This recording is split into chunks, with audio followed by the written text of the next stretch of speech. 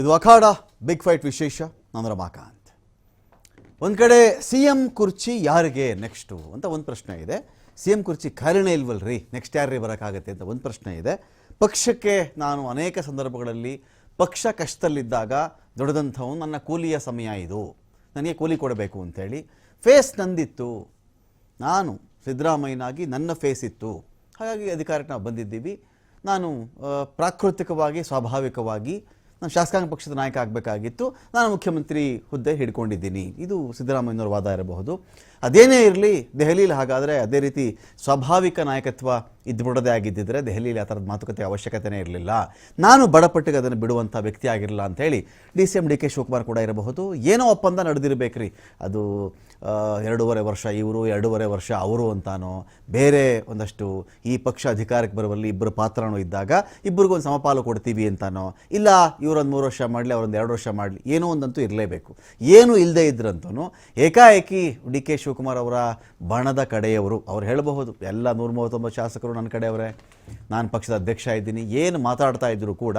ಹಾಗಾದರೆ ದೆಹಲಿಗೆ ticket book ಮಾಡೋಕ್ಕೆ ಯಾರು ಅನುಮತಿ ಕೊಟ್ಟರು? ಇಷ್ಟು ಜನ ಶಾಸಕರುಗಳಿಗೆ ಡಿ ಕೆ ಶಿ ಕ್ಯಾಂಪ್ನವರು ಅಂತ ಗುರುತಿಸ್ಕೊಳ್ತಾರಲ್ಲ, ಇವರು ದೆಹಲಿಗೆ ವಿಮಾನದ ಟಿಕೆಟನ್ನು ಬುಕ್ ಮಾಡಬೇಕಾದ್ರೆ ಡಿ ಕೆ ಶಿವಕುಮಾರ್ ಅವ್ರನ್ನ ಕೇಳಿ ಬುಕ್ ಮಾಡಿದ್ರ, ಕೇಳದೆ ಬುಕ್ ಮಾಡಿದ್ರ? ಕೇಳಿ ಬುಕ್ ಮಾಡಿದರೆ ಎಸ್ ಅಂತ ಇವರು ಹೇಳಿದ್ರ, ಕೇಳದೆ ಬುಕ್ ಮಾಡಿದ್ದಿದ್ರೆ ಒಂದು ಆ್ಯಕ್ಷನ್ ಯಾಕೆ ತಗೊಳ್ತಾ ಇಲ್ಲ ಇವರು? ಈ ಥರದ ಗುಂಪುಗಾರಿಕೆ ಸರಿಯಲ್ಲ. ಈ ಥರ ನೀವು ಗುಂಪಲ್ಲಿ ಹೋಗಿ ಅಲ್ಲಿ ಖರ್ಗೆ ಅವ್ರನ್ನ, ಸೋನಿಯಾ ಗಾಂಧಿ ಅವರನ್ನು, ರಾಹುಲ್ ಗಾಂಧಿ ಅವರನ್ನು ಮೀಟ್ ಮಾಡೋದು ಥರವಲ್ಲ. ಆ ಕೆಲಸ ಮಾಡಬಾರ್ದು ಅಂತ ಯಾಕೆ ಹೇಳಿಲ್ಲ? ಆಗೋದಾಗಲಿ, ಬಡಪಟ್ಟಿಗೆ ನಾನು ಒಪ್ಕೊಂಡ್ಬಿಟ್ಟೆ, ಶರಣಾಗ್ಬಿಟ್ಟೆ, ಮುಖ್ಯಮಂತ್ರಿ ಹುದ್ದೆ ಕೊಡದೇ ಇದ್ದರು ಓಕೆ, ಹೇಗಿದ್ರು DCM ಇದೆ, ಬೆಂಗಳೂರು ಇನ್ಚಾರ್ಜ್ ಇದೆ, ಇನ್ನೊಂದು ಖಾತೆ ಇದೆ, ನಂದು ಹೇಗೋ ನಡ್ಕೊಂಡು ಹೋಗ್ತಾ ಇದೆ, ನನ್ನ ಕುದುರೆ ಜ್ವರ ಓಡ್ತಾ ಇದೆ, ಅಷ್ಟಕ್ಕೆ ನಾನು ಸುಮ್ಮನೆ ಆಗ್ಬಿಡ್ತೀನಿ ಅಂತ ಹೇಳಿದ್ರೆ ಆ ಮೆಸೇಜ್ ಕೂಡ ಕಷ್ಟ ಆಗಬಹುದು. ಏನೂ ಮಾಡಲ್ಲ ಡಿ ಕೆ ಶಿವಕುಮಾರ್, ಪರವಾಗಿಲ್ಲ, ಕೊಡದೇ ಇದ್ರೂ ನಡೆಯುತ್ತೆ, ಈ ಧೋರಣೆಗೂ ಒಂದು ಕಡೆ ಹೈಕಮಾಂಡ್ ಹೋಗಬಾರ್ದಲ್ಲ. ಆ ಕಾರಣಕ್ಕೆ ಈ ಥರ ಮಾಡ್ತಾ ಇದ್ದಾರೆ.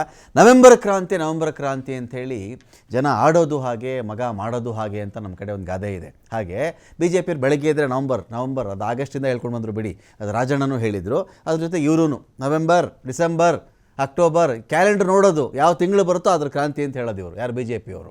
ಅದಕ್ಕೆ ತಕ್ಕ ರೀತಿಯಲ್ಲಿ ಈಗ ನಡೀತಾ ಇದೆಯಾ? ಇಲ್ಲಿ ಮುಖ್ಯಮಂತ್ರಿ ಹುದ್ದೆ ಡಿಸೈಡ್ ಆಗುವುದಿದ್ದರೆ ಪಕ್ಷಕ್ಕೆ ಕಷ್ಟದ ಕಾಲದಲ್ಲಿ ಸಲ್ಲಿಸಿದ್ದ ಸೇವೆಗೆ ಅನುಗುಣವಾಗಿ ಒಂದು ಮೊಬಲಗು, ಒಂದು ಮೊತ್ತ, ಒಂದು ಕೂಲಿ ಡಿ ಕೆ ಶಿವಕುಮಾರ್ ಸಿಗುತ್ತಾ? ಅಥವಾ ಇಲ್ಲ ರೀ, ಥರ ಇಡೀ ಸ್ಟೇಟ್ ವೈಡ್ ಅಕ್ಸೆಪ್ಟ್ ಮಾಡಿರ್ತಕ್ಕಂಥ ಫೇಸ್ ಅಂತ ಇದ್ದರೆ ಅದು ಸಿದ್ದರಾಮಯ್ಯನವರು.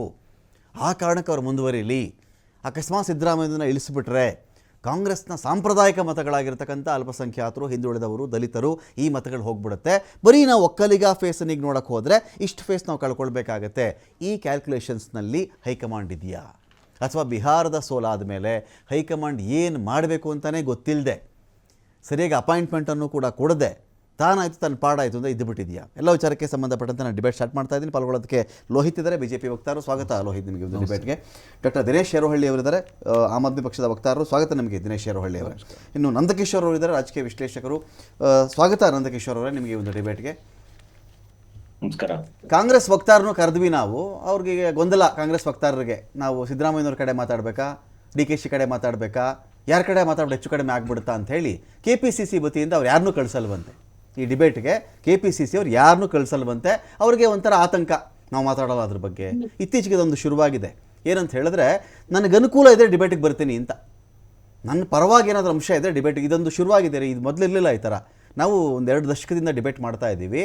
ಮೊದಲು ಈ ಒಂದು ಕಾಯಿಲೆ ಯಾರಿಗೂ ಇರಲಿಲ್ಲ, ಯಾವ ಪಾರ್ಟಿಗೂ ಇರಲಿಲ್ಲ. ಅದು ಫಾರೋ ಅಗೇನ್ಸ್ಟೋ, ಅವ್ರ ಪರವಾಗಿದೆಯೋ ವಿರುದ್ಧವಾಗಿದೆಯೋ ಡಿಬೇಟ್ಗೆ ಬಂದು ಕೂತ್ಕೋತಾ ಇದ್ರು. ಯಾವ ಪಾರ್ಟಿನೂ ಹೊರತಾಗಿಲ್ಲ ಇದರಲ್ಲಿ. ಅನುಕೂಲ ಇದ್ದಾಗ ಬರೋದು, ಈಗ ಅನುಕೂಲ ಅಂದರೆ ಬರಲ್ಲ. ಇದಕ್ಕೆ ಇವತ್ತು ಕಾಂಗ್ರೆಸ್ನವ್ರು ಬರಲ್ಲ ಬಂತೆ ಭಯ.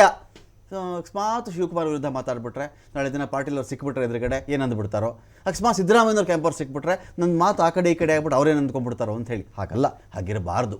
ಎಲ್ಲ ದಿನ ಅನುಕೂಲವಾಗಿದ್ದಾಗೆ ಬ್ಯಾಟಿಂಗ್ ಮಾಡಿದ್ರೆ ಗಾಳಿ ಬಂದ ಕಡೆ ತೂರ್ಕೊಳ್ಳೋ ಲೆಕ್ಕ ಆಗಿಬಿಡ್ತಾರೆ. ಗಾಳಿಗೆ ಬಂದಾಗ ಯಾರು ಬೇಕಾದ್ರೂ ತೂರ್ಕೊಳ್ತಾರೆ. ಗಾಳಿಗೆ ವಿರುದ್ಧವಾಗಿ ನಿಂತ್ಕೊಳ್ಳೋದಿದೆಯಲ್ಲ, ಅದಕ್ಕೊಂದು ಗಟ್ಸು ಫೀಲಿಂಗ್ ಬೇಕಾಗುತ್ತೆ. ಅದಕ್ಕೆ ಇರಲಿ.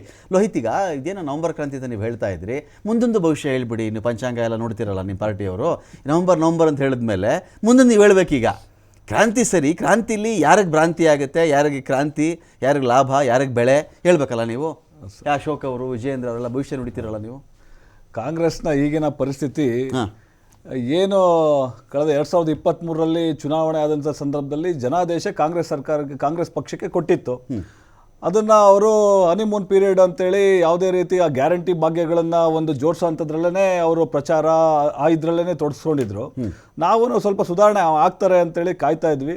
ತದನಂತರ ಅವ್ರು ಮಾಡಿದಾದ್ರು ಏನು ಅಂತಂದರೆ, ಕಳೆದ 1.5 ವರ್ಷದಿಂದ 2.5 ವರ್ಷ ನಿನ್ನೆ ಮುಗಿದಿದೆ, ಕಳೆದ 1.5 ವರ್ಷದಿಂದ ಆ ಪಕ್ಷದ ವರಿಷ್ಠರೇ, ಸಾಕಷ್ಟು ಶಾಸಕರು, ಆ ಪಕ್ಷದ ಪದಾಧಿಕಾರಿಗಳೇ ದೊಡ್ಡ ಮಟ್ಟದಲ್ಲಿ ಇದು ಸಮಾಜದಲ್ಲಿ ಮತ್ತು ಆ ಪಕ್ಷದಲ್ಲಿ ಹೈಕಮಾಂಡ್ನಲ್ಲಿ ಗಟ್ಟಿಯಾಗಿ ಉಳಿಬೇಕಿದು.